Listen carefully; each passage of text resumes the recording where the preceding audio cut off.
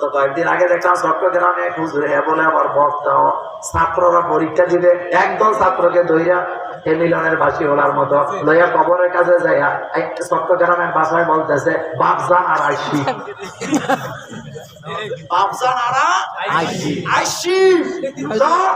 এই যে দেখেন এরা সব আপনার রুহানি সন্তানেরা পরীক্ষা দিবে, এদের কলম গুলো একটু ছুঁয়া দেন, এদেরকে একটু আমি ফয়েজ বরকত দিয়ে দেন যাতে ভালো পরীক্ষা করে।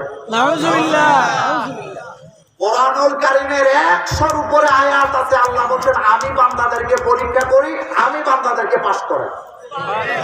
আমি সেদিকে গেলে রাত শেষ হবে, আলোচনা শেষ হবে না। আল্লাহ বলছেন মা রমাইতা ইজ রমাইতা ওয়ালাকিন্নাল্লাহ রামা। নবী গো আপনি যেদিন বালুগুলা মেরেছিলেন আপনি মারেন নাই, আপনার পক্ষ থেকে আল্লাহ নিজে বালু মেরে আপনাকে পরীক্ষায় পাস করায়। পরীক্ষা পাস করায় কে? আল্লাহ। পরীক্ষায় কে পাস করায়? এই ধরনের মোশরেক আমার দেশে আছে না নাই? ছাত্র জীবনের কথা হাই স্কুলে পড়তাম, তখন হাই স্কুলে পড়তাম তো স্কুল ছুটি হলে দেখতাম একটা লোক আমাদের বাজার, ওই বাজারটার নাম হলো জাহাপুর বাজার, মুরাদনগর।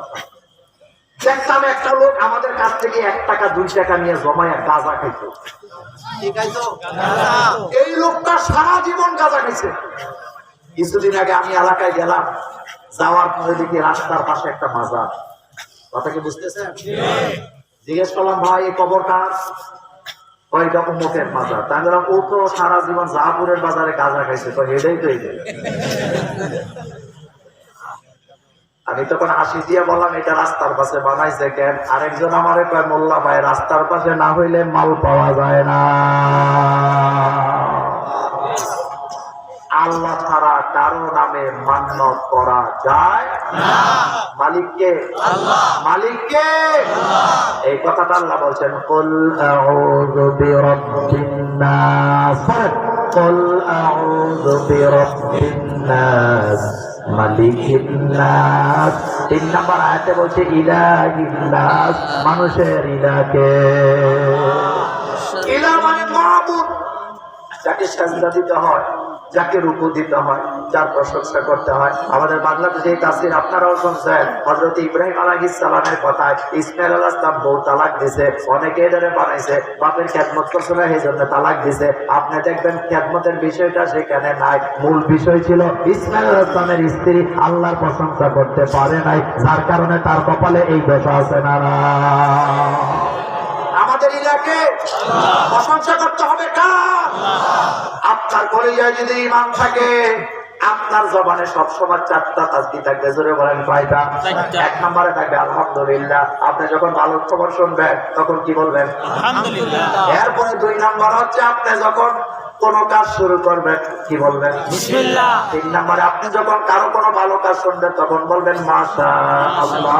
আর 4 নম্বরে আপনি যখন কোনো কাজ করতে যাবেন তখন বলবেন ইনশাআল্লাহ।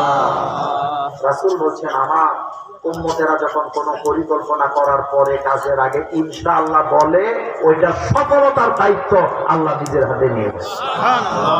ভারতের হিন্দু নায়িকা, ভারতের হিন্দু মাইয়া নায়িকা বাংলাদেশে এসে সিনেমা বানানোর লেগে কি বানাইছে?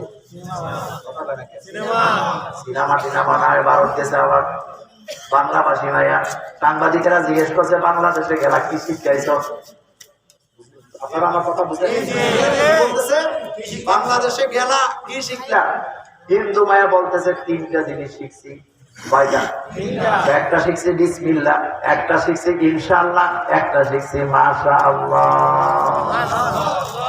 সে বলতেছে এই শব্দগুলো আমার কাছে এত ভালো লাগে, মৃত্যু আগ পর্যন্ত শব্দগুলা ছাড়তে চাই না। কথাটা বলার উদ্দেশ্য আরেক জায়গায়। আমি তখন হাসি দিয়ে বললাম আরে 1 কোটি বার ঈমান না আইনা বিসমিল্লাহ বলে সওয়াব হবে না, ইনশাআল্লাহ বলে সওয়াব হবে না। কারণ এই সওয়াব পাওয়ার জন্য আগে ঈমান আনার দরকার আছে না। কিন্তু আমার কথাটা ওই জায়গায় নয়। আমার কথাটা হলো একজন হিন্দু মেয়ে বলতেছে আমার কাছে বিসমিল্লাহ ভালো লাগে, ইনশাআল্লাহ ভালো লাগে, মাশাআল্লাহ ভালো লাগে, আলহামদুলিল্লাহ ভালো লাগে। আর মুসলমানের সন্তান হওয়ার পরও সারাদিনে একবার বিসমিল্লাহ, ইনশাআল্লাহ, মাশাআল্লাহ বলতে পারে না, এমন কপাল পোড়া আছে না নাই? তুমি কপাল পোড়া, তুমি কপাল পোড়া। তোমার জবান আল্লাহর প্রশংসা। তোমার জবানে আল্লাহর প্রশংসা, তাহলে আমাদের ইলাকে, ইলার বাংলা হলো মাবুদ, যাকে গোলামি করা যায়। ইলার বাংলা হলো আইনদাতা, বিধানদাতা, আমাদেরকে পরিচালনা করায় কে? কুল আউযু বিরাব্বিন নাস, মালিকিন নাস, ইলাহিন নাস। এটা সেজদা কাকে দিতে হবে? আল্লাহ।